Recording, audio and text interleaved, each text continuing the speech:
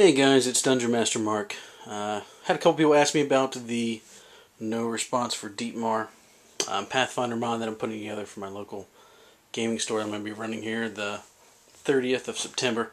And a couple people asked me about sneak peek, so I figured I'd throw together the pieces I have made so far and put together a real quick video. So I'm probably not going to make this a public video to everybody yet. Afterwards I'll probably go ahead and release that. Since I went in and posted a couple of pictures on Facebook, some pieces I was working on. But, yeah, here's just a real quick kind of thrown together thing. There's the mod itself, the no response from Deepmar.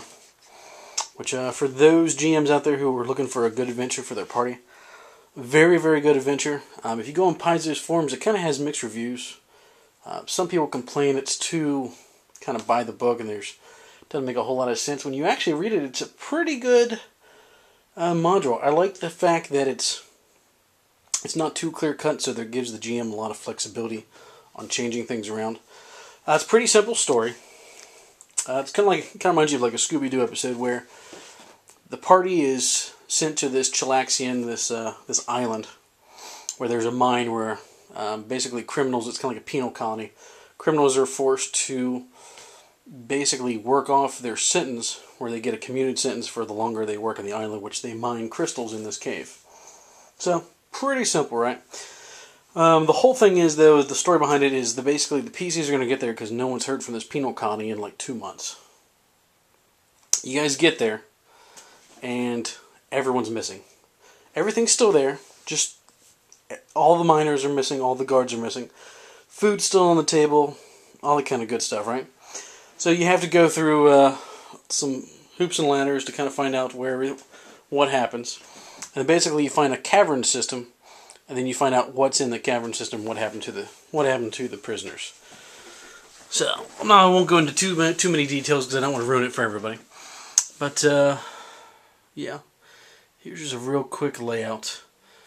Basically the PCs are going to come down here.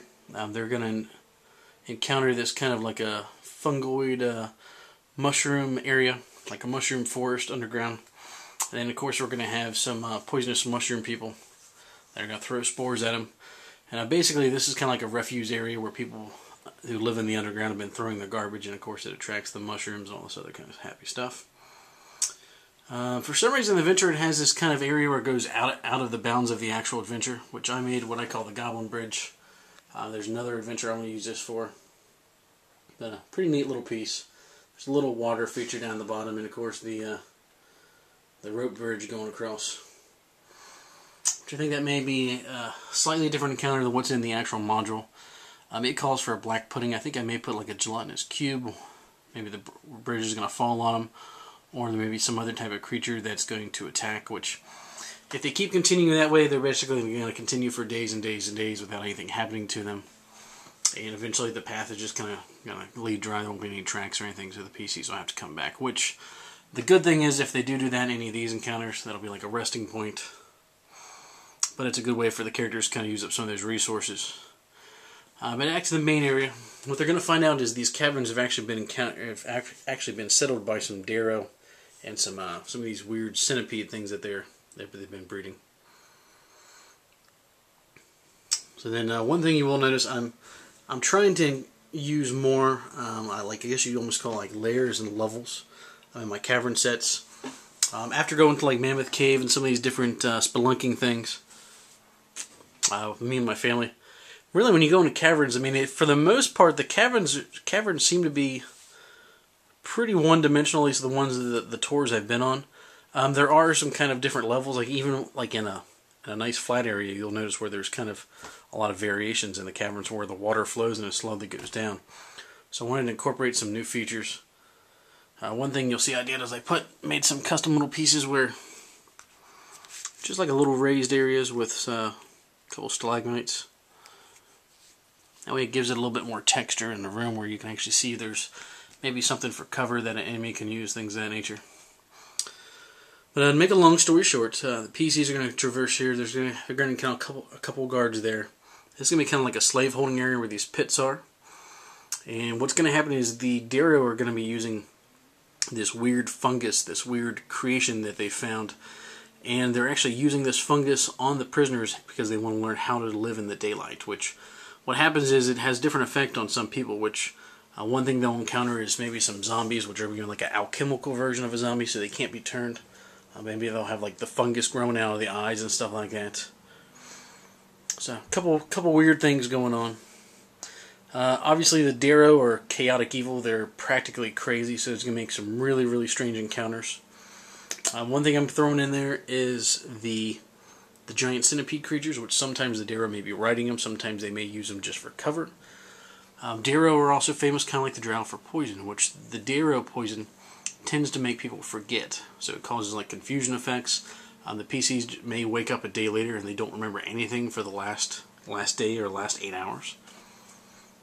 So it's going to make some really, really neat role-playing opportunities for the characters as well, because they may go through an encounter, they realize that they've been hit by a bolt, they go to rest, they're going to rest and they're going to wake up 8 hours later. They don't forget what happened to them. All they remember, they woke up after taking a nap, and they have like wounds and stuff for whatever isn't healed. So it's definitely going to be interesting on the party to see how they react, how they role-play to it, and then the decisions, like, they may have went down here and got attacked, they may have fought off, they may have won, but then they may have came back to here to rest, because they found a more, defensible location. But they don't remember going to this encounter. So when they go back to the encounter again, they may see the dead Darrow. It's gonna be interesting. So I really look forward to GMing this as a GM, and I really look forward to seeing the way some of the characters are going to react to the actual quest. There is an encounter in this game with a cave fisher, which unfortunately I do not have a cave fisher mini. I have looked everywhere. I don't have one. I even Googled it. I can't find any decent cave fisher minis. So I may just switch it up to like some type of like a giant spider or something of that nature. Or I may just kind of skim it and maybe try to create something different. But that's a little different. One thing we're going to do, like I said, we have the pits where they're going to be able to rescue some of the characters. They're going to have the opportunity to take some of the characters to the surface. So we're going to have a couple of different interesting things that may happen when they try to do that. I'm going to have basically an area where the main kind of section of the Darrow have been living, which I don't want to make this like a full-blown Darrow city or anything like that. Maybe just like a small enclave of maybe some Darrow who were driven off by like a Drow city or something of that nature. Maybe say there's 20, 30 of them. So maybe like a small living area. So I may put like some little Hearthstarts miniatures for like fires and camp, cooking supplies and barrels, crates, stuff of that nature. So there will be maybe some non-combatants. So it should be interesting to see how the characters react to maybe like the women and the children of the Darrow, which they're still evil, but they're not really redeemable, and they're not really combatants. So it should be throw some of the characters like the paladins that maybe a kind of a little flaw in their plan. Over here is going to be where the leader of the Darrow settlement is going to be. I made a little Hearthstarts throne out of the cavern pieces there. Alright, well that's going to show up on the camera there. But yeah, so we'll put a, let's see if we can put one on there. There we go. Crazy mic here. So yeah. But this is going to be kind of his area, which he'll be doing his chemical experiments. So there may be like a alchemical version of like a flesh golem. Maybe a couple other crazy things. Like I said, I'm going to switch around some stuff on the adventure a little bit, since some stuff's a little vague, which I like. And then a treasure area.